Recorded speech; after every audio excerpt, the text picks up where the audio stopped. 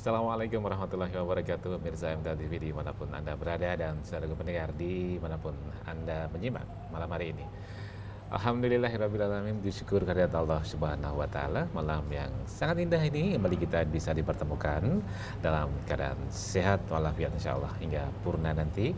Kita akan melaju dalam penggelaran program unggulan yang hadir 2 pekan sekali, yakni gelaran Ustadz on Air, dialog bincang keagamaan bersama Pimpinan Pusat Majelis Tafsir Al-Quran Al-Ustadz Dr. Andes Ahmad Sukino.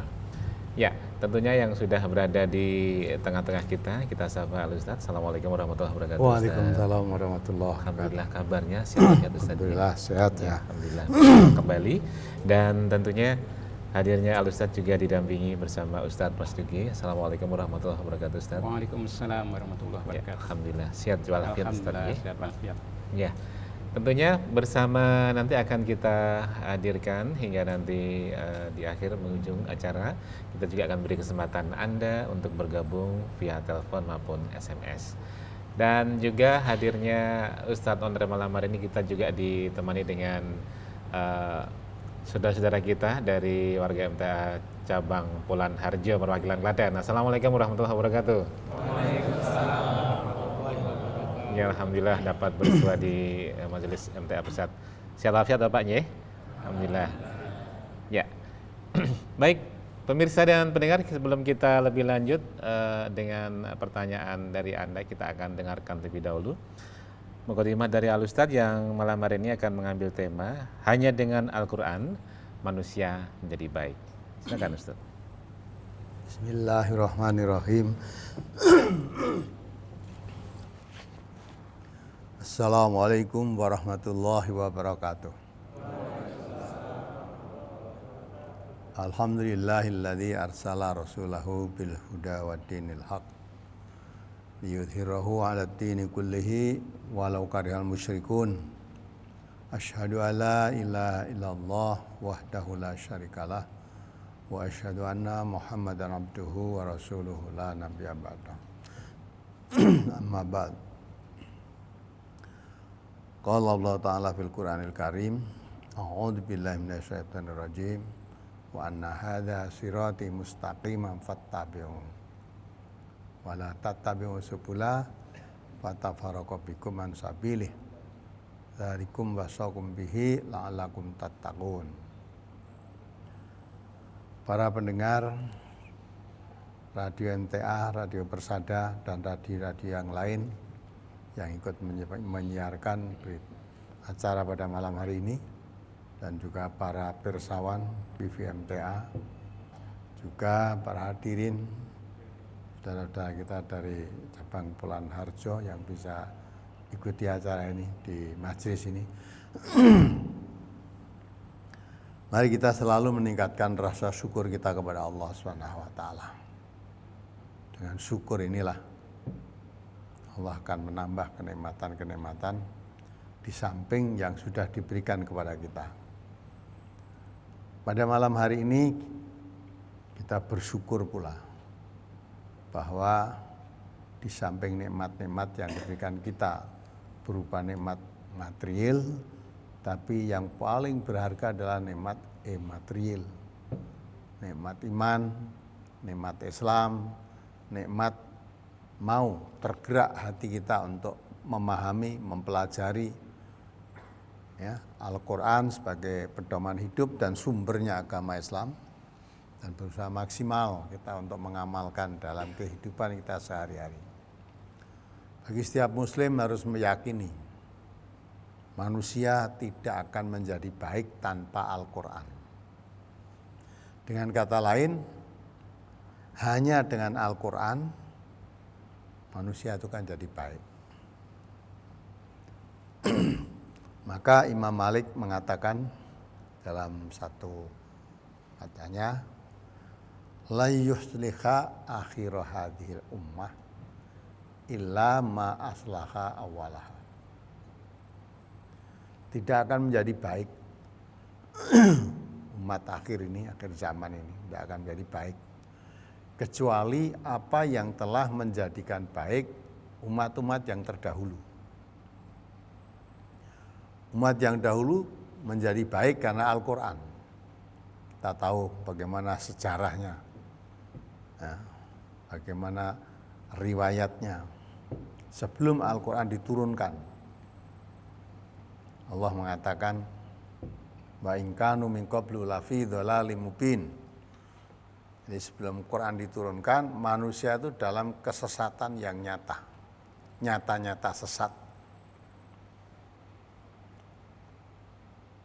Maka pada saat itu hidup menurut keinginan hawa nafsu. Ya, hidup menurut keinginan hawa nafsu. Di Madinah ada 2 suku besar yang kuat, yang terkenal yaitu suku Aus dan suku Khazraj. Diabadikan dalam Al-Quran. Itu tidak pernah damai, tiap hari perang terus, tiap hari. Dan sama-sama kuatnya itu. Sampai Allah mengambil, nah, untuk mengingat, untuk mengenang peristiwa itu, Allah di dalam surat Al-Imran dengan firman-Nya, a'udzubillahi minasyaitonirrajim, wa'tasimu bihablillahi jami'an wa la tafarraqu wadhkuru ni'matallahi 'alaikum idh kuntum a'da'an fa'alafa baina qulubikum fa asbahtum bi ni'matihi ikhwana wa kuntum ala syafa khufratin minan nari fa anqadhakum minha kadzalika yubayyinullahu lakum ayatihi la'allakum tahtadun. Kita diperintahkan oleh Allah, pegang teguhlah hablillah. Hablillah di situ diartikan agama Allah. Kalau kita bicara agama Allah, mesti Islam. Tidak ada agama Allah selain Islam. Karena Allah mengatakan, inna dina indallahil Islam. Jadi agama yang sah, agama di sisi Allah itu hanya Islam. Nah, dina indallah. Kalau kita bicara Islam, mesti Quran dan Sunnah. Kan dari situ sumbernya. Dan ini yang diwariskan oleh Rasulullah Muhammad SAW kepada kita semua. Nah, maka pegang teguh Al-Quran dan Sunnah, singkatnya kan gitu. Wala tafarraqu, jangan bercerai-berai. Dengan kata lain, kalau kita lepaskan Quran Sunnah, pasti terjadi perceraian. Jadi terjadi cerai-berai.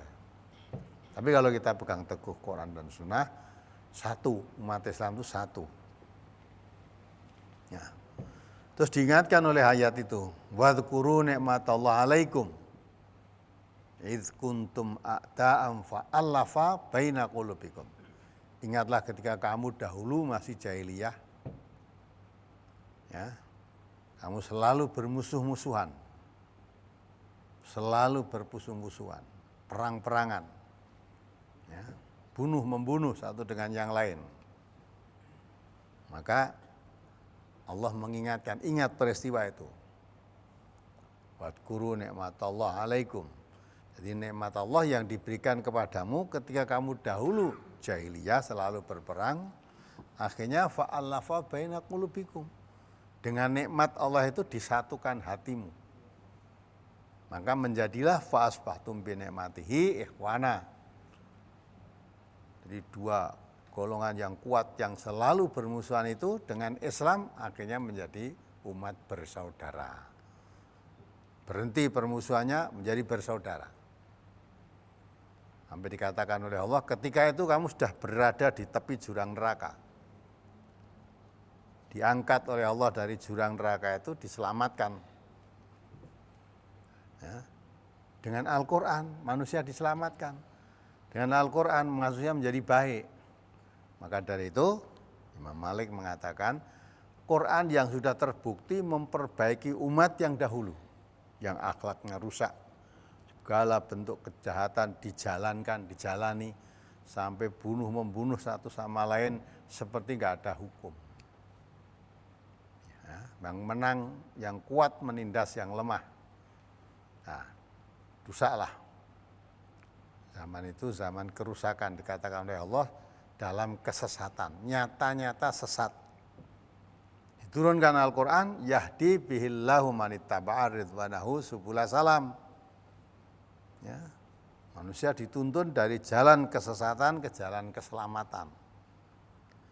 Wa yukhrijuhum minadh-dhulumati ilan nur biidnih. Dikeluarkan dari gelap gulita ke cahaya yang terang benderang dengan izin Allah. Wa yahdihim ila sirati mustaqim. Ditunjukkan mereka ke jalan yang lurus. Jalan yang lurus, dari jalan yang menyelamatkan, dari sesat dibawa ke tempat yang ke jalan yang selamat, ya, dibebaskan dari gelap gulita, akidah-akidah, kepercayaan-kepercayaan yang ya, jahiliyah tidak ada dasar kebenarannya, ya, dialihkan, diluruskan, kepercayaan menjadi kepercayaan yang terang benderang. Maka dikeluarkan dari gelap gulita ke cahaya yang terang benderang. Ditunjukkan ke jalan yang lurus. Maka dari itu umat yang selalu berperang saja bisa damai dengan Al-Quran. Yang selalu bermusuhan bisa menjadi bersaudara, bersahabat. Bagaimana sekarang dengan kita? Ya, padahal dulu kafir itu, selalu bermusuhan kafir.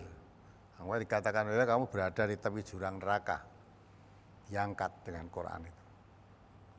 Orang kafir didakwahi Al-Quran, menerima Al-Quran, mau tadinya bermusuhan menjadi bersaudara. Nah, kita itu orang Islam, tidak pernah jadi kafir, kita mengaku orang Islam. Malah sudah langsung mengakui bahwa Al-Quran kitab sucinya orang Islam. Saya sebagai orang Islam, kitab suci saya Al-Quran. Semua umat Islam mengaku kitab sucinya Al-Quran. Mengapa Al-Quran bisa mendamaikan orang-orang kafir, bisa menjadi bersaudara karena Al-Quran? Kok malah Al-Quran tidak bisa menyatukan umat yang sudah mengaku Islam dengan Al-Quran itu? Di mana letak kesalahannya? Nah, itulah yang harus perlu kita perhatikan. Jadi kita mengaku Islam, kitab sucinya Quran, tapi nggak paham. Tidak merasa, tidak paham tentang Islam. Maka tidak usaha untuk memahami, wong tidak merasa tidak paham. Padahal dengan memahami dan mengamalkan Al-Quran, dibebaskan dari kesesatan ke jalan keselamatan. Ditunjukkan dari jalan yang bengkok ke jalan yang lurus. Dari tempat yang gelap, ya, menjadi kepada tempat yang terang, benderang. Dari kerusakan menjadi perbaikan.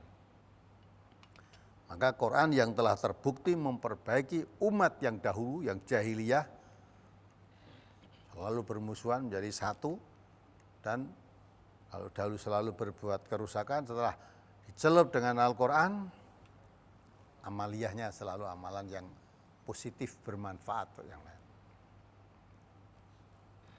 Maka Quran ini berlaku sepanjang zaman. Kalau Quran itu bisa memperbaiki zaman. Sekarang ini pun demikian. Bagaimanapun usaha manusia tanpa Al-Quran tidak akan jadi baik. Mengabaikan Al-Quran pasti celaka. Itu harus menjadi keyakinan bagi kita setiap muslim. Alhamdulillah program negara kita sekarang ini oleh presiden baru, yang baru ini, mengetahui, sudah merasakan, semua rakyat itu merasakan negara kita dalam keadaan rusak. Dalam keadaan rusak moralnya, mentalnya. Maka pemerintah dengan Pak Presiden Pak Presiden mempunyai program, bukan akan, sudah mempunyai program revolusi mental. Jadi bangsa ini rusak mentalnya, maka akhirnya terjadi serba darurat, rusak mentalnya. Nabi kita diutus oleh Allah itu memperbaiki mental. As-Sawqi mengatakan bangsa itu tergantung akhlaknya. Kalau akhlaknya baik, bangsa itu menjadi baik.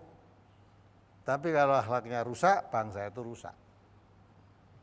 Ya kita akui, bangsa kita itu diambang kerusakan. Masa yang ngatasi negara penduduknya terbesar umat Islam di dunia kok.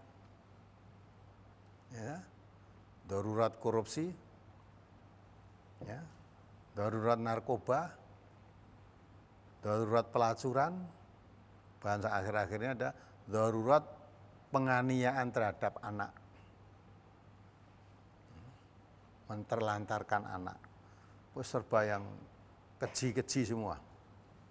Nah, mengapa itu kalau kita lihat? Itu jelas menunjukkan jauhnya dari Al-Quran. Jauhnya dari Al-Quran. Ini sudah diakui oleh Bapak Presiden yang dahulu, Pak SBY. Akhir-akhir jabatnya tahun 2012 ya. Beliau menyampaikan dalam pidatonya, menyadarilah terjadinya pergeseran pola hidup dan kehidupan bangsa ini, maka dia menganjurkan supaya umat Islam lebih memperdalam lagi pemahamannya terhadap Al-Quran dan lebih memperhatikan lagi perilaku Rasulullah, yaitu sunnah Rasulullah, agar dijadikan pedoman hidup dan kehidupan baik secara pribadi, bermasyarakat, bahkan sampai ke bernegara. Tampaknya beliau sadar. Jadi karena mayoritas bangsa kita umat Islam, maka kerusakan ini yang andil besar juga umat Islam. Coba kalau saudara-saudara perhatikan, yang korupsi-korupsi itu, yang Islam dan yang tidak Islam banyak mana? Banyak Islam. Ya, banyak Islam. Yang di penjara-penjara itu, ya, banyak Islamnya. Maka berbuat kerusakan banyak Islam kan? Ya. Juga yang lain, pelacuran tadi, darurat pelacuran. Nah, coba malah ada menterlantarkan anak, seorang muslim, seorang dosen di salah satu perguruan tinggi swasta, perguruan tinggi swasta Islam, dosen di suatu tempat itu, menterlantarkan anak, 5 orang anaknya. Karena apa? Bapak ibu mengkonsumsi narkoba, akibatnya anak diterlantarkan. Ada lagi seorang bapak membunuh 4 orang anaknya, anak kandung, memperkosa anaknya gadis baru umur 15 tahun. Ya, anak gadis, anak kandungnya sendiri perkosa umur 15 tahun. Yang lain anaknya 4 dibunuh semua. Coba, itu di negara Islam, mayoritas beragama Islam. Lah kok ada begitu? Kita tidak usah mengkambing hitamkan orang lain. Sebab pokoknya pasti itu karena jauhnya dari tuntunan Al-Quran. Nah, kita juga begitu, ini sudah dalam keadaan ancaman. Kalau kita tidak sadar, tolong dibaca surat Al-Isra ayat 16 itu. Kalau kita tidak sadar, negeri ini akan dihancurkan oleh Allah sehancur-hancurnya. Surat Al-Isra nomor 117 ayat 16. A'udzubillahi minasyaitonirrajim. Wa idza aradna an nuhlika qaryatan amarna mutrafiha awasaqu fiha fahaqa 'alaiha alqaulu fatammarnaha tadmira. Dan jika kami hendak membinasakan suatu negeri, maka kami perintahkan kepada orang-orang yang hidup mewah di negeri itu supaya mentaati Allah. Tetapi mereka melakukan kedurhakaan dalam negeri itu, maka sudah sepantasnya berlaku terhadapnya perkataan atau ketentuan kami. Kemudian kami hancurkan negeri itu sehancur-hancurnya. Ya. Kalau Allah akan menghancurkan suatu negeri, itu ditengarai, ditandai orang-orang yang hidup mewah, orang mutrof, para pejabat-pejabat negeri, dan orang-orang kaya diperintahkan oleh Allah untuk taat kepada Allah, tetapi mereka berbuat durhaka kepada Allah. Hidup mewah, serba cukup untuk taat kepada Allah, malah berbuat durhaka.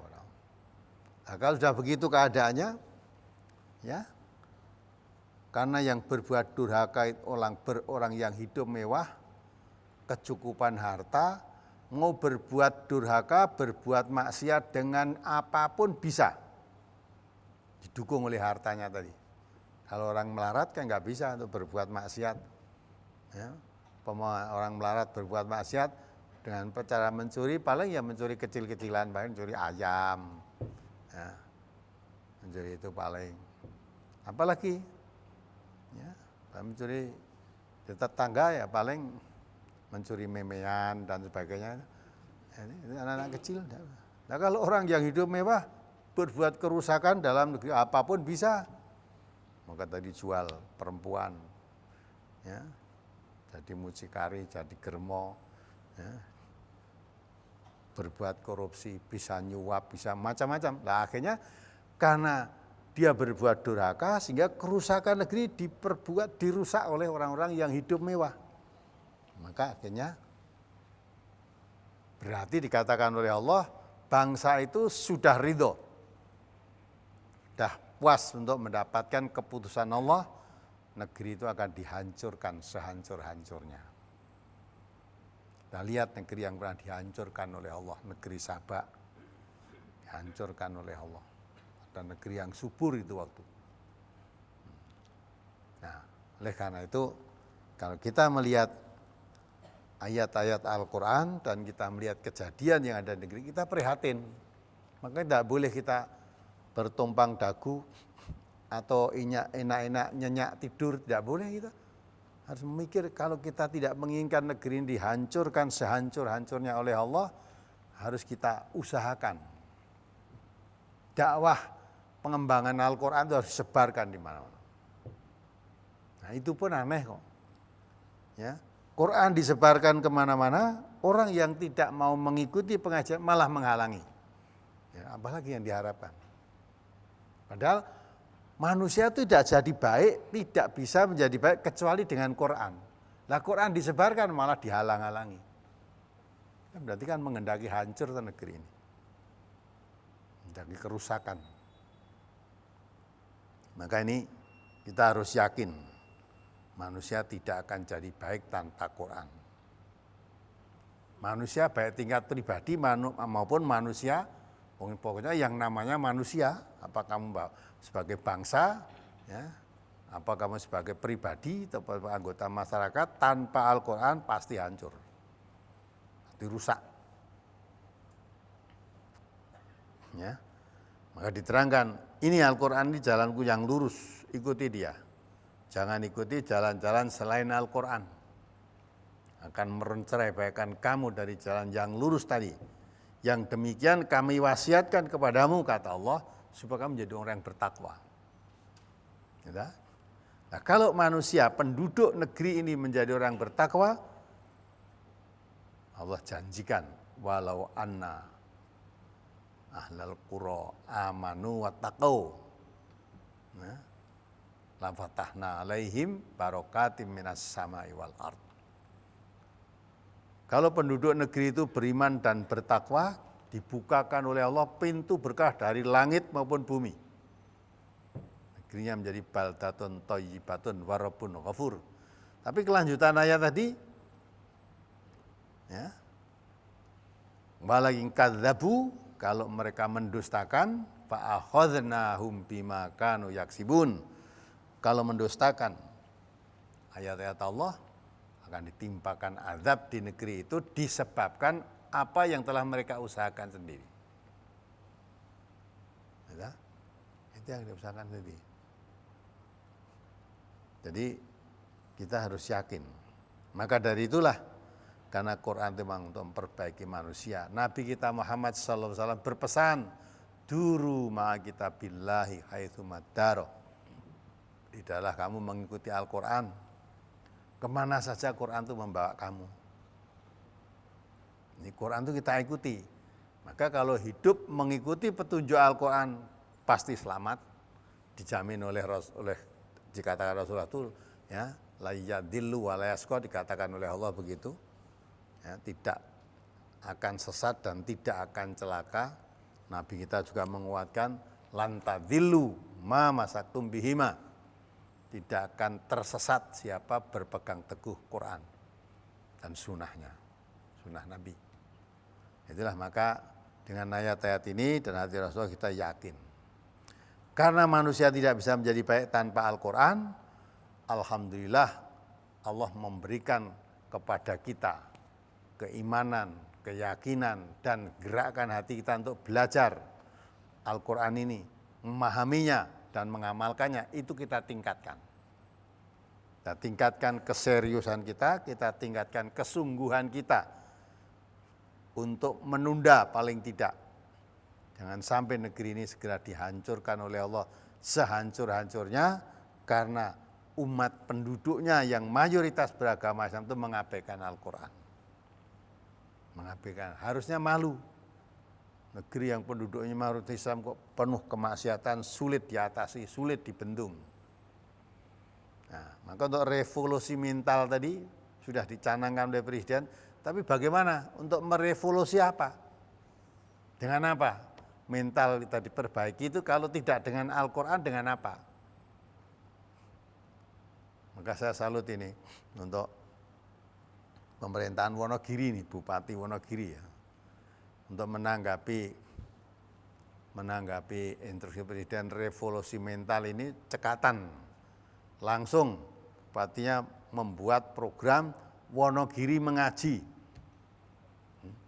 Katanya untuk revolusi mental ini tanpa ngaji tidak bisa. Nah, itu bagus itu udah. Akhirnya gerakan pengajian. Jadi seluruh Kabupaten Wonogiri diusahakan untuk mengaji. Yang Islam ya mengaji Quran, ya, yang agama lain ya mengaji agamanya sesuai dengan dia. Bagus kalau orang-orang paham tentang agamanya kan sudah jadi baik. Nah, maka di Wonogiri nggak ada rintangan orang ngaji, dia itu instruksi Bupati Wonogiri mengaji, lain dengan di Demak ya. Kalau Demak itu malah anti ngaji, mau ngaji di demo malah. Nah ini, maka semua itu Wonogiri saya pikir cerdas beliau. Ya, saya pikir tidak ada jalan untuk merevolusi mental yang sudah begini ini tanpa kembali kepada Al-Quran. Karena ini juga Islam. Nah mestinya bagi yang beragama lain yang mempunyai keyakinan untuk memperbaiki moralnya, mentalnya kembali pada agama masing-masing gitu. Tapi kalau orang Islam jelas ya, tanpa Quran nggak bisa, dengan yang lain-lain nggak bisa. Nah, kalau itu diterapkan ya, wong mayoritas bangsa kita itu beragama Islam. Orang Islam Indonesia itu kembali pada Quran semua, dan negeri ini mesti jadi baik. Ya mudah-mudahan lah yang hadir di studio ini atau yang mendengarkan dari rumah, yang melihat TV, mendengarkan radio, mudah-mudahan apa yang saya sampaikan diperhatikan.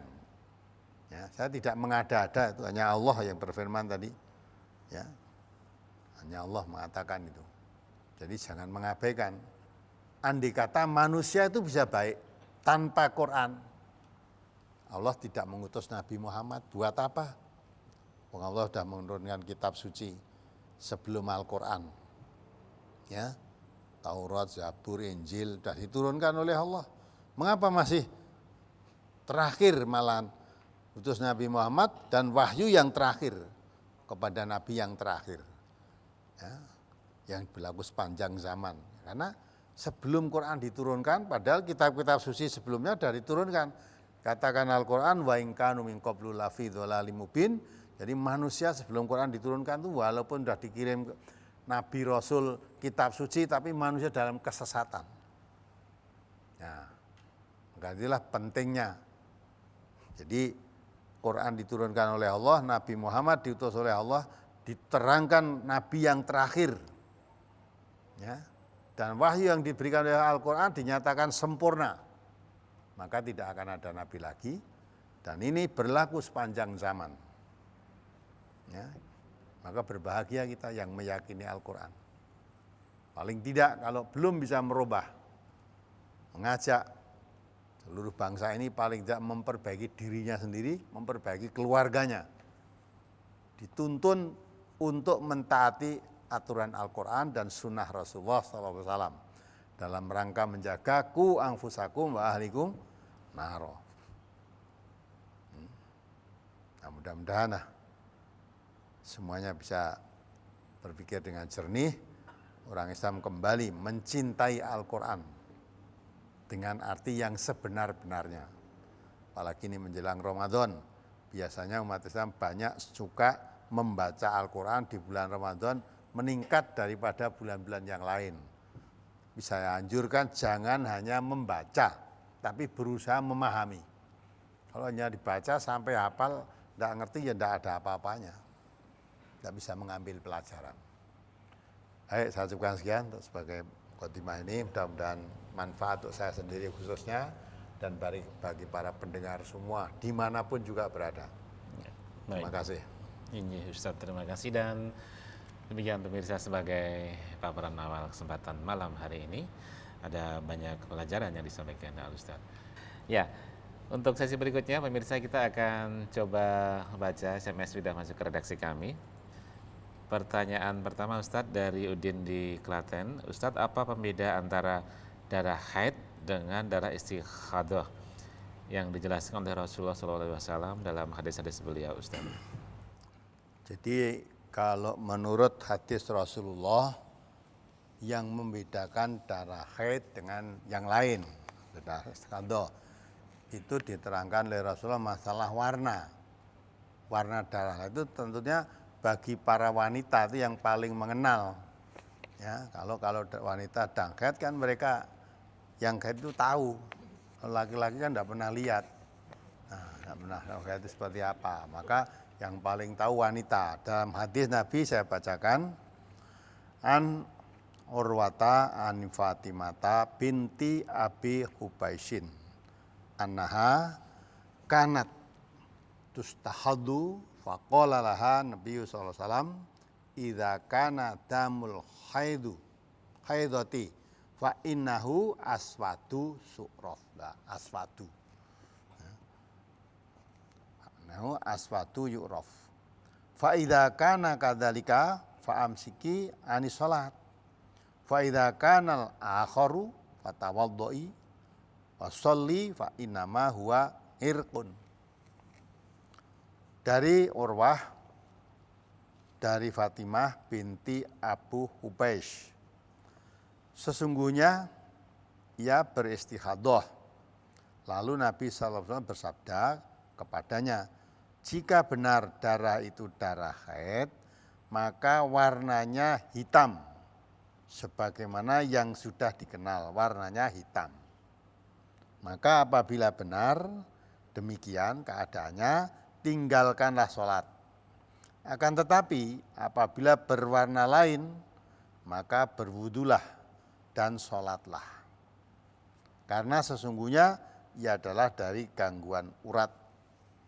Jadi kalau darah itu warnanya hitam. Ya. Kalau darah keluar warnanya kok bukan hitam, mungkin darah segar, itu bukan darah haid. Nah, maka kalau bukan darah haid, ya wudhu sholat. Tapi kalau keluar itu darahnya hitam, warnanya, tinggalkan sholat. Lagi, tak bacakan lagi. An Ummi Atiyata qalat, kunna la na'uddu sufrata wal kudrata ba'da tuhri syai'an. Dari Ummu Atiyah, ia berkata, warna kuning dan keruh sudah suci itu tidak kami anggap sesuatu darah haid. Jadi warnanya kuning dan keruh itu bukan darah haid. Darah haid itu warnanya kehitam-hitaman tadi. Nah, ini hadis riwayat Abu Dawud, Bukhari, tapi Bukhari tidak menyebutkan kata-kata sesudah suci. Hanya haid sudah selesai, masih keluar lagi warnanya kuning dan keruh. Nah, itu Bukhari tidak menyebutkan sesudah suci.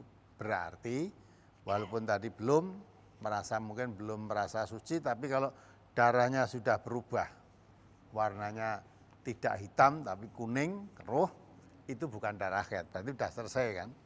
Sudah bukan darah haid lagi.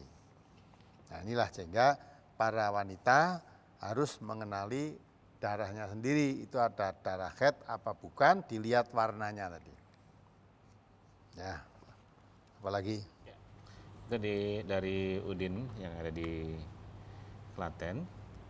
Kemudian berikutnya dari Saudari Nurul yang ada di Blora. Ustadz, banyak disebutkan Allah Maha Pengampun. Tapi setiap mengingat kesalahan selalu dihantui perasaan khawatir kalau Allah tidak mengampuni kesalahan kita. Apakah hal itu disebut sebagai orang yang tidak beriman, Ustadz? Mohon nasihatnya. Itu kalau itu menurut hadis Nabi, kalau betul seperti itu termasuk orang yang beriman. Dalam suatu hadis diterangkan, yang mafhumnya, orang yang beriman itu kalau mengenang dosanya, teringat dosanya, dia seperti duduk di tepi bukit, di tepi gunung. Dan gunungnya itu akan ambruk, akan merebahi dirinya.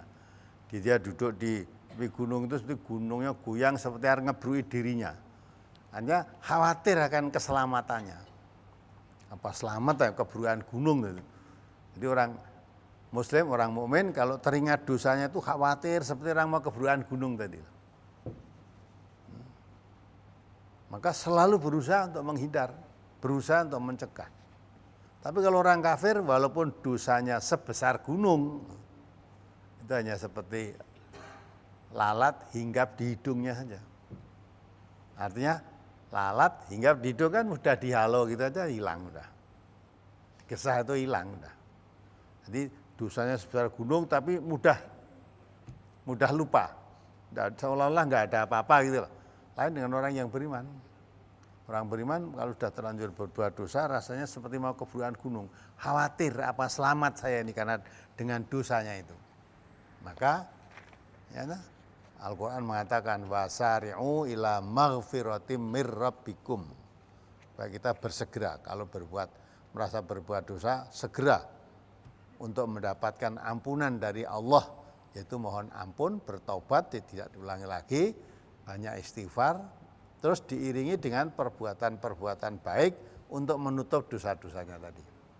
Jadi kalau masih sering mengingat dosa, terus dihantui rasa khawatir diterima apa tidak tobatnya, itu mudah-mudahan ya, mendorong kita untuk lebih banyak memperbuat kebaikan-kebaikan. Itu kata Nabi, itu malah termasuk orang yang beriman yang begitu. Karena dosanya gede kaya ora enek apa-apa, itu bukan orang yang beriman. Ya, mungkin ada lagi. Berikutnya dari Ibu Kus yang ada di Tengaran. Ustadz, saya mau tanya tentang not surat Al-Ahzab 59 tentang jilbab ialah sejenis baju kurung yang lapang yang dapat menutup kepala, wajah, dan dada. Apakah itu berarti memakai cadar itu wajib, Ustadz? Mohon penjelasannya. Terima kasih. Wajib menurut yang membuat catatan kaki di Quran itu. Kalau diartikan jilbab itu seperti tadi, berarti wajib nutup mukanya juga.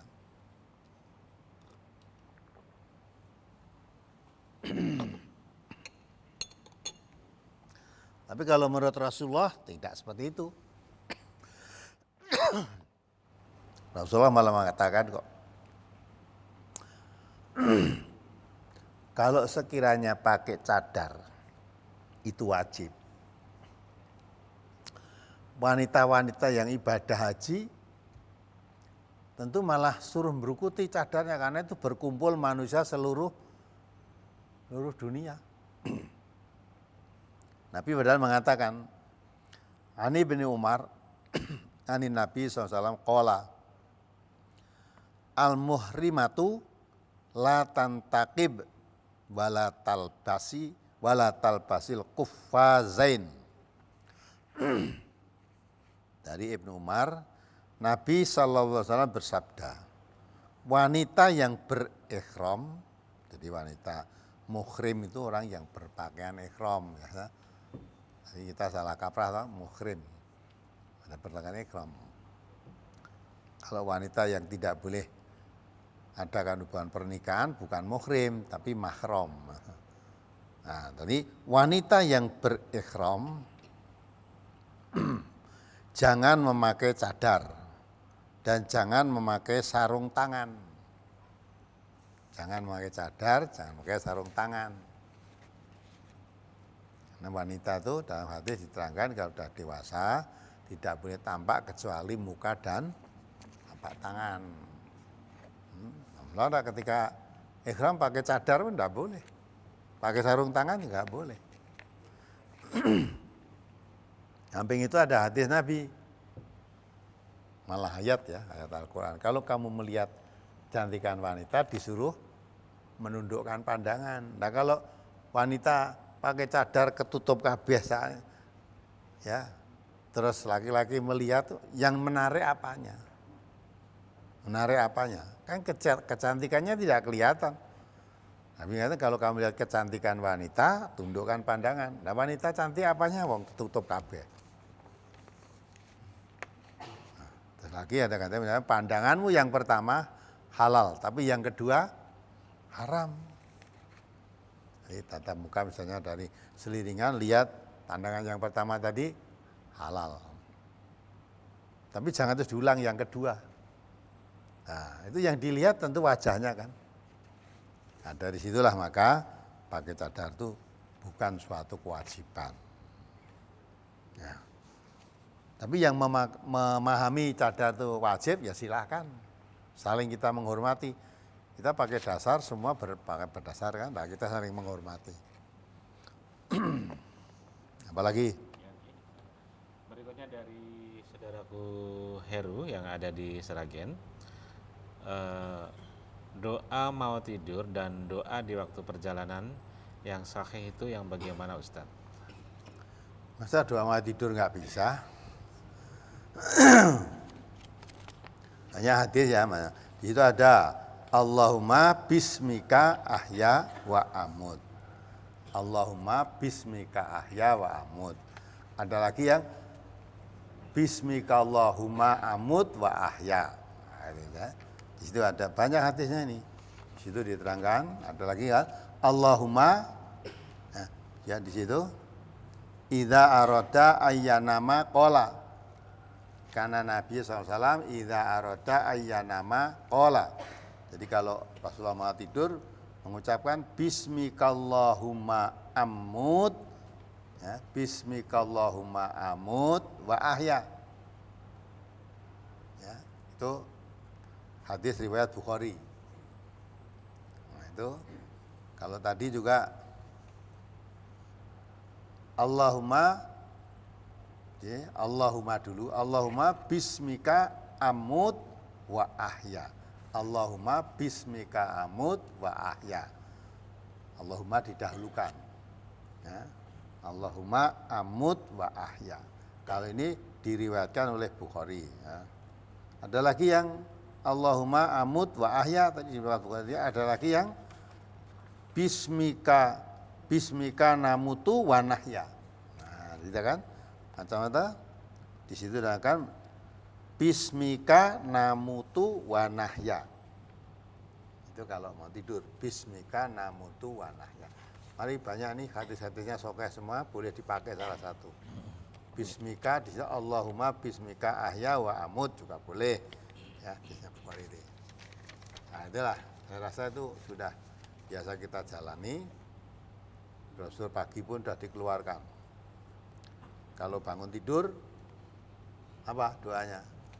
Alhamdulillahilladzi ahyana ba'da ma amatana wa ilaihin nusur.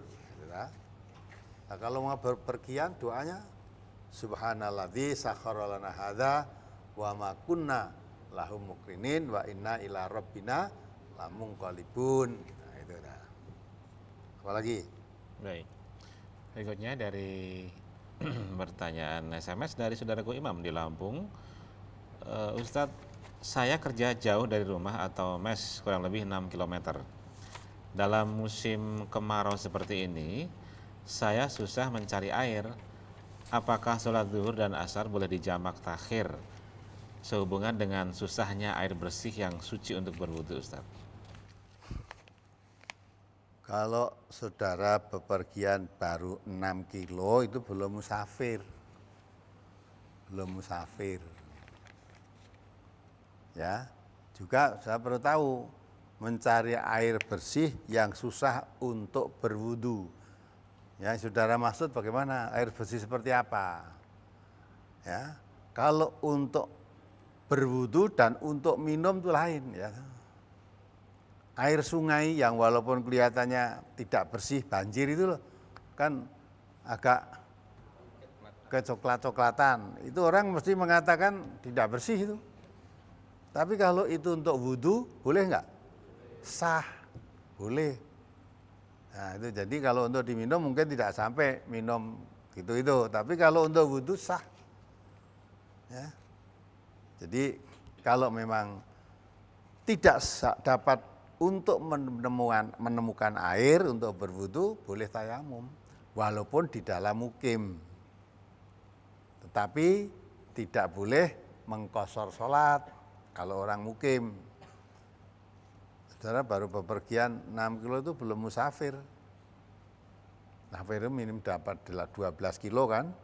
Ya, kalau sudah belum musafir tapi mau wudhu kok susah mencari air, tayamum. Boleh kalau memang betul-betul nggak ada air. Tapi kalau ada air sungai tadi, walaupun tampaknya butek gitu tadi, warnanya kecoklat-coklatan, untuk wudhu sah. Jadi itu air suci untuk wudhu boleh. Nah untuk minum, kalau tegel ya boleh, silakan. Tegel. Nah, apalagi? Berikutnya masih dari SMS dari saudara Kumuhadi di Purwodadi, Ustadz. Apa agama para nabi sebelum Nabi Muhammad, Ustadz? Nah, sudah dikatakan gitu kok. Innatina indallah indallahil Islam. Agama selain agama Islam itu tidak ada. Maka sebelum Nabi Muhammad ya agama Islam. Coba dibaca surat Al-Haji itu. Itu ya, surat Al-Haji ayat 78 di situ diterangkan. Surat Al-Haji nomor surat 22 ayat 78. A'udzubillahi minasyaitonirrajim. Wajahidu fillahi haqqa jihadih. Wajtabakum wa ma ja'ala 'alaikum fid-dini min kharaj. Millata abikum Ibrahim. Wa sammakumul muslimina min qablu. Wa fi hadza liyakuna ar-rasulu shahidan 'alaikum. Wa takunu syuhada 'alan nas. Wa aqimus salata wa atuz zakata wa taslimu billah wa maulakum wa ni'mal maula wa ni'man nasir. Dan berjihadlah kamu pada jalan Allah dengan jihad yang sebenar-benarnya. Dia telah memilih kamu dan dia sekali-kali tidak menjadikan untuk kamu dalam agama suatu kesempitan. Ikutilah agama orang tuamu Ibrahim. Dia Allah telah menamai kamu sekalian orang-orang muslim dari dahulu. Dan begitu pula dalam Al-Quran ini, supaya Rasul itu menjadi saksi atas dirimu, dan supaya kamu semua menjadi saksi atas segenap manusia. Maka dirikanlah sholat, tunaikanlah zakat, dan berpeganglah kamu pada tali Allah. Dia adalah pelindungmu, maka dialah sebaik-baik pelindung dan sebaik-baik penolong. Ya kan, jelas kan? Wajahidu fillahi haqqa jihadih. Jihadlah kamu di jalan Allah itu jihad yang sesungguhnya. Benar-benar jihad. Ya. Jadi bersungguh-sungguh maksudnya. Wastabakum wa ma ja'ala 'alaikum fid-dini min haraj. Allah telah memilih kamu. Memilihkan untukmu agama Allah itu. Allah tidak menjadikan agama yang ditentukan Allah untuk kamu semua manusia ini untuk menjadikan kamu sempit, itu tidak. Jadi jangan sampai kita diberi agama, suruh memakai agama Allah itu seolah menjadi sempit, tidak. Wong Allah malah membebaskan dari gelap kepada terang benderang. Ya. Dan Allah sudah menjelaskan keluar dari kesesatan ke jalan selamat. Di samping itu Nabi kita juga mengatakan, ya, agama Islam itu mudah. Allah pun juga begitu. Yuridullah bikumul yusra wala yuridu bikumul usr. Jadi dengan agama Allah itu bukan kamu supaya sempit, tidak, tapi Allah menghendaki suatu kemudahan bagi kamu. Allah tidak menghendaki kesulitan. Nabi kita mengatakan ad-dinu yusrun. Agama Islam itu mudah. Wala tu'asiru, jangan dipersulit. Ya? Yasiru wala tu'asiru. Basyiru wala tunafiru. Permudahlah, jangan dipersulit, beri kabar gembira. Ya. Jangan dibikin lari, takut. Ya, maka itu Allah memilihkan agama untuk kamu bukan supaya kamu sempit, malah berikan keluar longgar, menghilangkan belenggu-belenggu yang menjadikan kita sempit, takut. Ya, mas saudara kita belum ngaji kan banyak yang kita takuti tuh.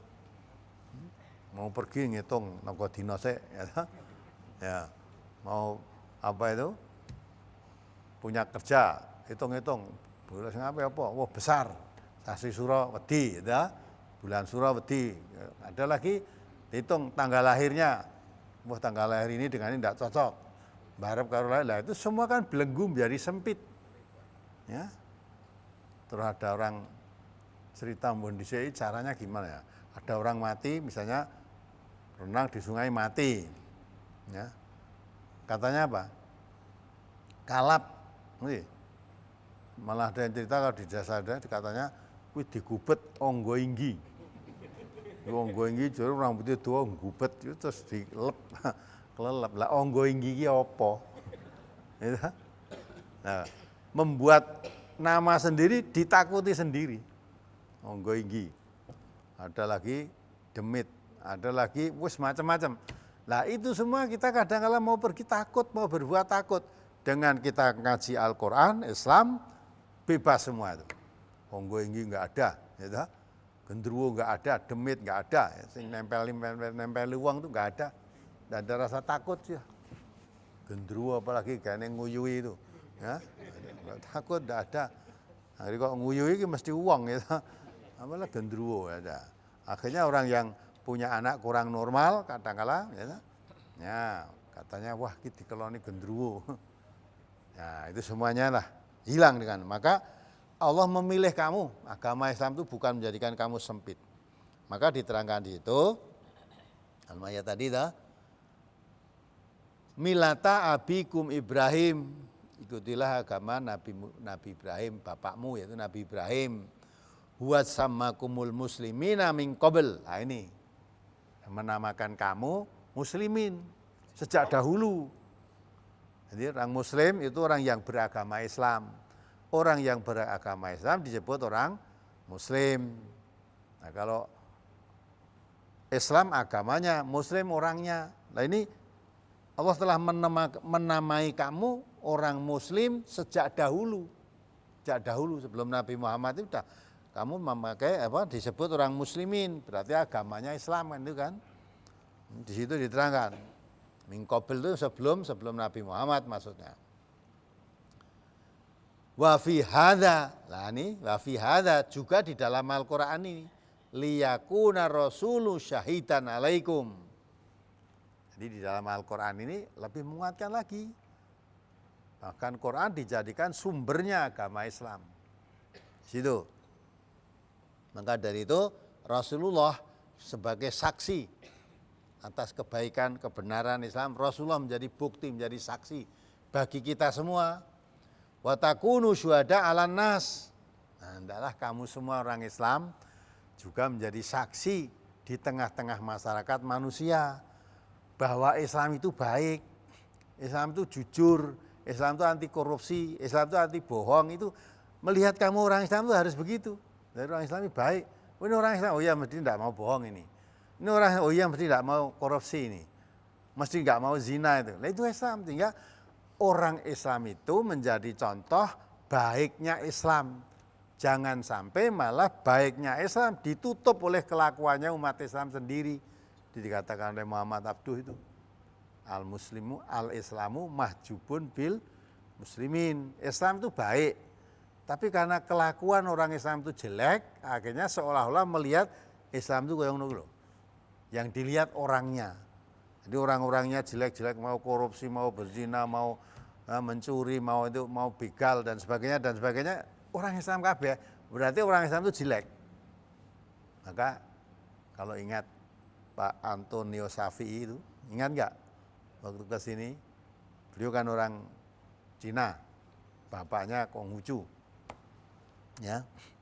dipesan oleh bapaknya, kamu boleh memeluk agama apa saja, tetapi jangan Islam. Itu kata Pak Antonio Syafi'i sendiri. Jangan memeluk Islam. Alasannya karena orang Islam itu jelek, agama Islam itu jelek, itu ditunjukkan, itu lihat, itu lihat. Jadi yang dicontoh orang Islam. Nah itu sehingga seolah-olah orang yang tidak paham, tidak mengerti, Islam itu seperti kelakuan orang itu. Padahal kelakuannya orang itu menyimpang dari aturan Islam. Maka di sini diterangkan oleh Allah ya pada ayat itu tadi ya. Wa samakumul muslimina min qabl wa fi hadza liyakuna rasulu syahidan alaikum. Di dalam Al-Qur'an ini ya menjadi saksi bagi kamu tentang Nabi Muhammad itu. Maka ketika Aisyah ditanya oleh sahabat Nabi, ketika itu Nabi sudah wafat, orang yang tanya belum pernah ketemu Nabi, tapi masih ketemu Aisyah janda Rasulullah. Tanya kepada Aisyah, bagaimana Nabi Muhammad itu seperti apa, gambarannya seperti apa? Ya dah, Aisyah jawabnya singkat, khuluquhul Quran. Akhlaknya akhlak Quran. Kalau kamu paham, mengerti Quran, ya Nabi seperti itu. Ya, seperti itu Nabi itu. Jadi Quran berjalan itulah. Nah itulah, maka di dalam Al-Quran inilah menjadi saksi bahwa fi hadza liyakuna rasul syahidan alaikum. Rasulullah itu menjadi saksi buat kamu. Nah sekarang kamu watakunu syuhada 'alan nas. Nah, kamu semua orang yang mengaku Islam itu menjadi saksi bahwa Islam itu baik, Islam itu jujur, Islam itu ya sudah bersih. Itu menjadi saksi, menjadi bukti di tengah-tengah masyarakat manusia. Ya. Karena orang yang Islam itu yang dicelup dengan Islam itu yang paling baik. Waman ahsanu sibghatallah waman ahsanu minallahi sibghah. Celupan Allah. Dicelup dengan Islam. Kalau Islam berarti dengan Quran ya. Orang yang dicelup dengan Islam itu baik. Mana yang lebih baik? Orang yang dicelup dengan Islam dengan dicelup dengan yang lain. Yang baik dengan Islam. Maka orang Islam harusnya menjadi bukti kebaikan tentang Islam itu sendiri. Jangan malah mengotori Islam karena perbuatannya. Nah inilah, jadi kita itu agama sejak pada zaman Nabi yang pertama sampai terakhir itu Islam. Tidak ada agama lain. Maka tadi saya katakan Allah mengatakan inna dina indallahil Islam. Agama di sisi Allah itu hanya Islam. Kalau di dunia ini banyak, di Indonesia saja banyak kok. Indonesia ada Hindu, ada Buddha, ada Kristen, Katolik, Konghucu. Malah katanya sekarang ada agama baru, agama Bahai, ya. Ada apa lagi nanti. Tapi itu semua silakan. Mungkin di negeri lain macam-macam lagi. Tapi kalau indallah hanya Islam. Ya, sejak dahulu.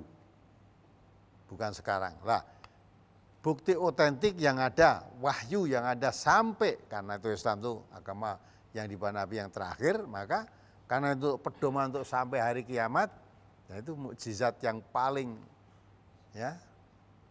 ada setelah nabinya tidak ada, yaitu mukjizat Nabi Muhammad, Al-Quran itu.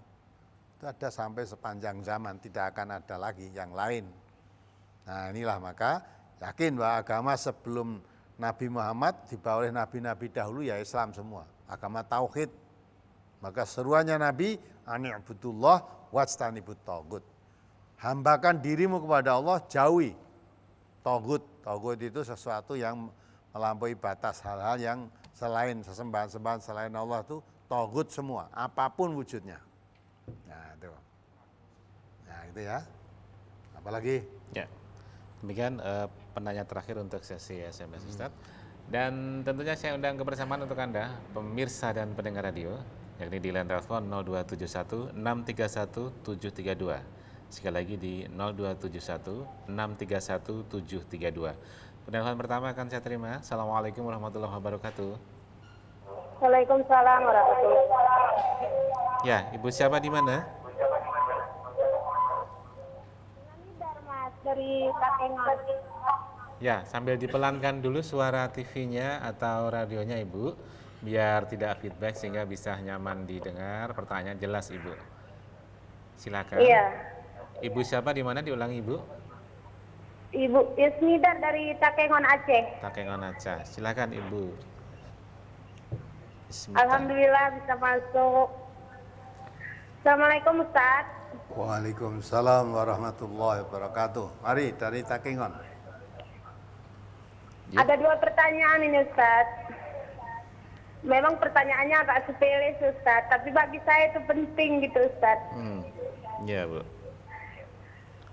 Yang pertama gini Ustaz, ada kawan itu masih hamil gitu Ustaz.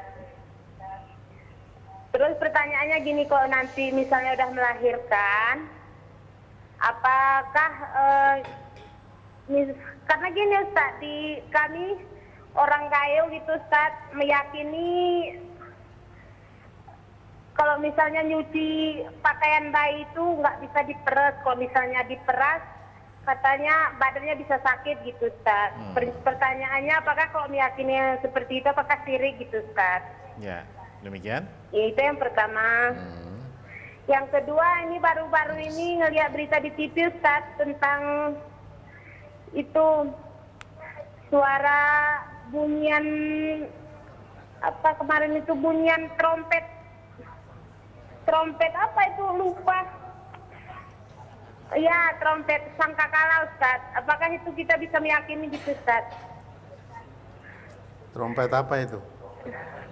Katanya bunyi trompet sangkakala gitu Ustaz, ngeliat di TV.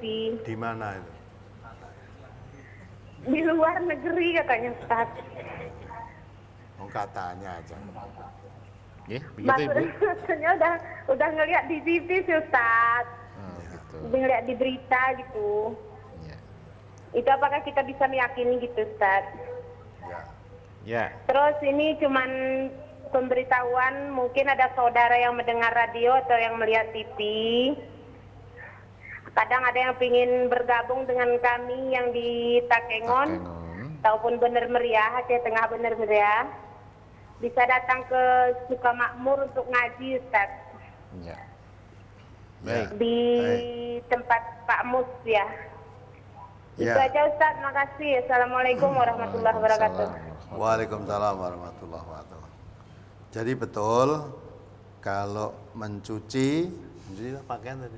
Ya, mencuci pakaian. Mencuci bayinya jangan diperas. Nanti sakit. Ya kan? Kalau yang diperas pakaian yang disuci enggak apa-apa. Tapi bayinya jangan diperas ya kan? Kalau yang diperas pakaiannya enggak apa-apa, memang supaya lekas kering ya, apalagi kalau musim hujan. Diperas. Apa kalau nanti pakaian bayi diperas terus bayinya jadi sakit? Nah, kalau merasnya pakaian masih dipakai bayi ya sakit. Kalau pakaiannya dipisahkan dengan bayinya diperas enggak sakit. Ada lagi kalau di Jawa sini enggak boleh dibakar. Katanya nanti kalau pakaian walaupun sudah popok itu enggak boleh dibakar. Kalau dibakar nanti bayinya suleten katanya. Suleten itu di sini tuh itu loh, melenyeh-melenyeh itu ya. Jadi seperti luka-luka badan tuh. Itu gugon Tuhan, enggak ada benarnya sama sekali. Ya, kecuali kalau pakaiannya dibakar, tinggu bayi dibakar lah bener. Kalau dipisahkan dengan bayinya dibakar enggak apa-apa. Nah itu ya. Jadi kemudian sangkakala di luar negeri. Ya. Sangkakala apa itu? Sangkakala, kalau sangkakala itu trompet, ya bener. Akabri itu pakai angkakala itu. Kalau baris tentara-tentara itu, baris pakai musik ya pakai trompet besar itu. Tapi kalau sangkakala yang dimaksud yang akan ditiup oleh malaikat nanti menjelang kiamat itu berita, kalau ada berita itu bohong, tidak ada benarnya. Yang tahu sangkakalanya seperti apa, suaranya tidak ada yang pernah dengar. Begitu sangkakala ditiup nanti manusia semua mati. Orang iso cerita, wah suaranya banter banget. Baik, tidak bisa, mati semua udah. Ya, jadi kalau sangkakala yang terdengar di dunia ini, apa itu di Amerika, apa di Eropa, di Arab sisan toh, itu ya sangkakala biasa, trompet-trompet biasa itu aja. Jangan takut kita, berita-berita itu hanya katanya enggak. Ya. Berita TV, apa nih TV itu bener toh? Ya. Ya enggak? Kalau ini yang tanya tadi sering lihat Tuyul dan Mbak Yul itu ya. Apa bener ya? Tuyulnya yang kecil tadi nanti bisa lempar terus jadi ambles ke tanah, terus dilempar barang ya. Nah, apa betul itu buatan bintang film. Sudah ada seperti itu. Kalau tuyul bisa di film kan bukan tuyul, katanya tuyul makhluk halus kok bisa di film. Nah, itu buatan bintang film. Karena teknologi canggih, seolah ambles ke tanah itu kok ya ambles tenan gitu. Nah, karena kecanggihan teknologi. Ya.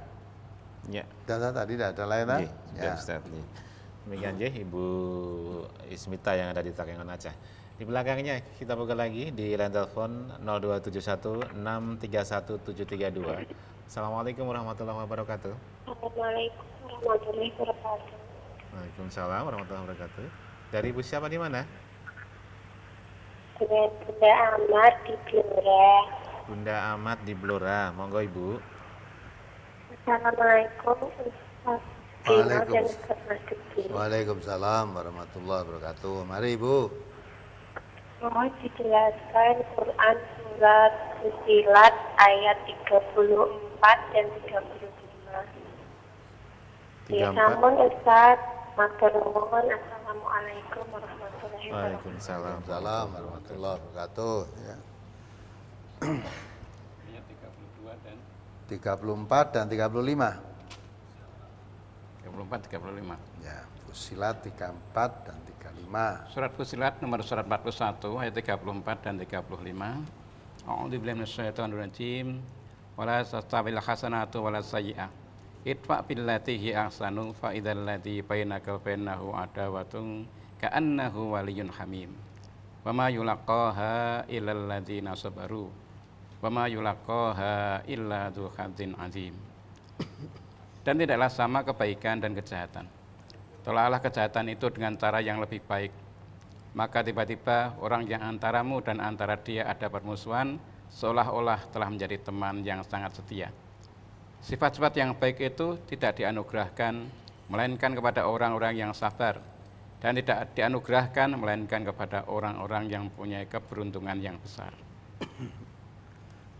Kan sudah jelas ya? Allah menjelaskan bahwa kebaikan dengan keburukan itu tidak sama. Ya, wala tastawil hasanatu wala sayyi'ah. Hasanah itu baik, sayyi'ah itu jelek. Maka tidak sama antara yang baik dengan yang jelek. Terus Allah perintahkan itu, idfa bilati ya ahsan. Ya, kalau kamu diperbuat tidak baik oleh seseorang, balaslah dengan kebaikan. Maka Islam itu indah sekali, Islam. Diperbuat tidak baik saja supaya membalas dengan baik. Itu menunjukkan umat Islam tidak boleh berbuat tidak baik kepada orang lain.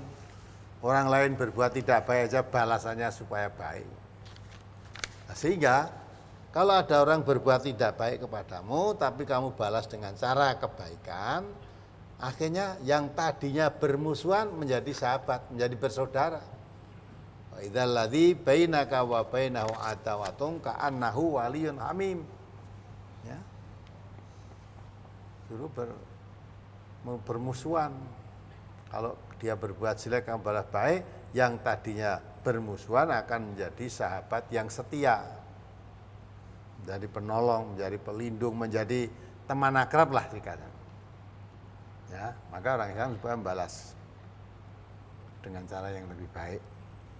Nah, kemudian sifat-sifat semacam itu, sifat-sifat diperbuat jelek kok membalas kebaikan, itu hanya dimiliki oleh orang-orang yang sabar dan hanya dimiliki orang yang mempunyai keberuntungan yang besar, orang yang beruntung. Jadi tidak ada orang berbuat jelek kok dibalas baik itu selain orang itu orang sabar, selain orang itu orang yang mendapat keberuntungan yang besar, tidak bisa berbuat itu. Ya. Maka itu hanya orang Islam yang bisa. Dan Nabi juga menguatkan yang hampir mirip dengan ayat-ayat ini.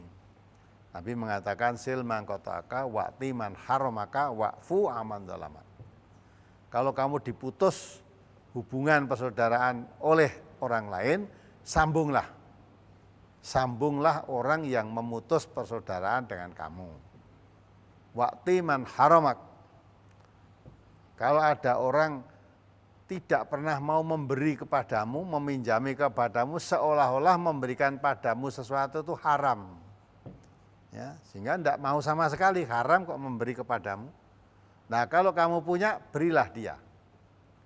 Yang mengharamkan memberi sesuatu kepadamu tadi, kalau kamu punya sesuatu, ya tampak dia membutuhkan, berikan dia atau pinjami dia. Wa'fu aman dalamak. Kalau kamu dizolimi, maafkan dia. Ya, kalau dalam Al-Quran tadi dijelaskan, idfa bilati ya ahsan. Dizolimi itu diperbuat tidak baik. Tapi Nabi dimaafkan dan balas dengan Quran tadi, balas dengan kebaikan-kebaikan. Lah sifat orang dizolimi kok mau memaafkan. Orang disambung, orang diputus kok mau menyambung. Ya, orang diperbuat jelek mau membalas malah dengan kebaikan. Itu tidak ada yang bisa menjalani kecuali orang yang sabar dan orang yang mendapat keberuntungan yang besar. Biasanya orang itu dipukul sekali, membalasnya malah bertubi-tubi kok. Ya. Pukul sekali itu membalasnya ping-pindo, ping-tiga, dolim itu. Ya. Nah inilah umumnya manusia seperti itu. Maka yang bisa berbuat begitu kata Allah hanya orang yang sabar. Illal ladzina sabaru wa ma yulaqaha illa dzu hadzin adzim. Yang bisa mempunyai sifat semacam itu hanya orang sabar dan orang yang mendapat keberuntungan yang besar. Itu maksud ayat itu seperti itu. Ya, baik.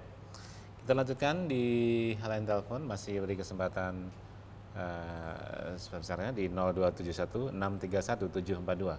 Assalamualaikum warahmatullahi wabarakatuh. Halo. Halo.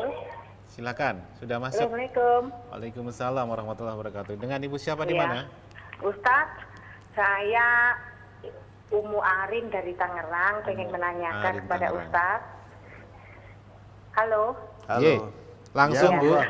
Suaranya kecil Ustadz. Ya, langsung. Ini saya pengen menanyakan, saya dari MTA Pasar Kemis Tangerang. Ya. Ini umur saya 43 Ustadz, terus suami saya udah 50. Nah saya itu baru punya niat pengen naik haji, tapi saya hanya punya dana belum cukup lah gitu. Nah dengan umur saya yang segitu itu, bagaimana ya Ustadz sebaiknya saya niatkan dan saya tabung untuk pergi haji atau untuk umroh itu, mengenai niat seperti itu sebaiknya yang lebih didahulukan yang mana? Lalu untuk pertanyaan yang kedua, sebenarnya mengenai peringatan Isra Mi'raj Maulud Nabi yang sering dilaksanakan oleh kebanyakan orang saat ini itu termasuk perbuatan bid'ah atau bukan? Sedangkan yang saya lakukan selama ini ketika saya dimintain donatur, saya selalu menolak dengan halus gitu Ustadz. Jadi yang saya lakukan ini sudah benar ataupun belum gitu.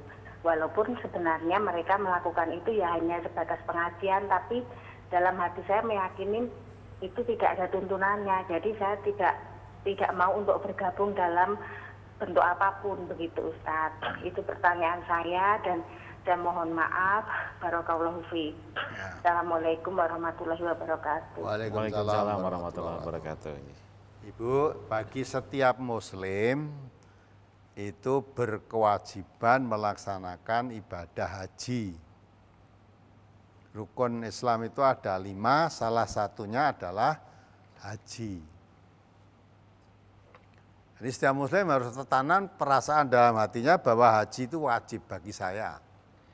Walaupun dengan syarat tertentu itu kan. Kalau memang ada kemampuan, mampu fisiknya, mampu jalannya, mampu dananya, itu harus ada kemampuan semua. Kalau tidak terpenuhi kemampuan itu, maka tidak wajib haji. Kalau mampu, nah wajib. Lah ibu baru punya dana 1, kalau memang diniati untuk haji ya malah jangan untuk yang lain. Ya tak? haji, daftarkan haji. Kan sekarang daftar haji itu kalau di Solo berapa tahun? Ya, daftar itu berapa tahun sekarang di Solo? 10 tahun. 15. 15 tahun. Ya. Mungkin di Tangerang lain. Oh, ini kan kuota kan dibagi-bagi, kuota se-Indonesia itu dibagi, maka masing-masing kadang beda. Solo berapa tahun, nah gitu. Ya, sekarang baru punya, daftarkan dulu, dapat kursi, nanti sambil digenepi. Misalnya 10 tahun apa ya 12 tahun, ya pada saat itu nanti kan sudah cukup nanti. Ya, sudah cukup. Jadi haji yang wajib, haji seumur hidup umat Islam itu wajib haji 1 kali saja. Bagi yang mampu, kalau tidak mampu ya tidak wajib. Nah sekarang misalnya kewajiban haji belum mencukupi, sudah dibayangkan lagi dan daftar ke 15 tahun, sekarang umur 50 tahun. 15 tahun lagi berarti 65 tahun. 65 tahun masih kuat, masih baik. Ya, tapi kira-kira aja urip ora ya? Nah itu, nunggu 15 tahun itu masih hidup enggak itu? Enggak. Ada, mau untuk umroh dulu ya boleh, ya. Tapi kewajiban haji tidak hilang. Ya sekarang umroh. Nanti kalau haji nunggu lama, situ haji, orang situ weruh Masjidil Haram, enggak jadi ziarah ke Masjidil Haram, enggak jadi ziarah ke Masjid Nabawi kan itu. Udah baik aja, niati ibadah umroh juga baik. Ya. Nanti kalau umroh sudah uang yang ada malah mungkin bisa dipakai untuk suami istri umroh udah. Tapi bukan berarti kewajiban hajinya hilang. Nah, nanti kalau Allah beri rezeki lain lagi, sudah nanti haji lain waktu. Kalau terpaksa sampai dipanggil oleh Allah tidak ada kemampuan, tidak dosa, tidak wajib. Nah, mudah-mudahan bisa dipahami itu. Peringatan-peringatan hari besar, misalnya Maulud Nabi, Isra Mi'raj, Nuzulul Quran, itu sebenarnya kalau hari besar nurut Islam itu hanya 3. Hari Raya Idul Fitri, Hari Raya Idul Adha, dan hari Jumat, hari besar. Kalau Isra Mi'raj, Nuzulul Quran, apa lagi? Ya, Maulud Nabi, itu hari-hari bukan hari besar secara Islam, tapi hari-hari yang dibesarkan oleh umat Islam. Dianggap itu hari besar. Lah, adakan peringatan itu apa bid'ah? Tidak. Bid'ah itu urusan ibadah. Kalau tujuannya untuk dakwah, ya. Wong sekarang ngumpulkan orang tuh mesti ditekoni kok. Kok mengumpulkan orang, temanya apa? Ya, ini ada undangan untuk pengajian. Kok ngeneknya pengajian dalam rangka apa ini? Oh dalam rangka Nuzulul Quran. Nah kita teko. Nah kalau orang yang sudah biasa adakan kajian dan peringatan, ya tidak usah ada peringatan. Maka di NTA enggak pernah mengadakan peringatan-peringatan itu. Ya, karena tiap hari sudah pengajian kok. Ya, kalau tujuannya tadi kumpulkan dalam rangka Isra Mi'raj, kumpulkan nih haji-haji para orang-orang supaya kumpul ikuti pengajian. Ya, dalam acara Isra Mi'raj diisi pengajian. Diterangkan tentang peristiwa Isra Mi'raj. Tidak bid'ah itu. MTA tidak pernah menganggap yang begitu bid'ah karena itu bukan termasuk ibadah. Itu digunakan untuk media dakwah aja. Dakwah. Ya. Nah, maka kalau ibu dimintai dana untuk donatir, untuk nyumbang itu boleh saja, nggak apa-apa itu untuk dakwah. Nah untuk apa? Suguhan, nah ngaji ini arah disuguh apa gelem toh? Isra Mi'raj belum tahu tokohnya tidak disuguh, gerenengan nanti. Nah ngaji tidak disuguh kan di gedung ini. Ya mereka butuh. Jadi walaupun tidak disuguh, terpanggil radio walaupun jauh, keluar dana banyak khusus untuk mendatangi pengajian, tidak mengharapkan suguhan dia. Dan tidak ada suguhan pengajian di sini, kan suguh bangkrut gitu. 8.000 tiap minggu nyuguh kan bangkrut.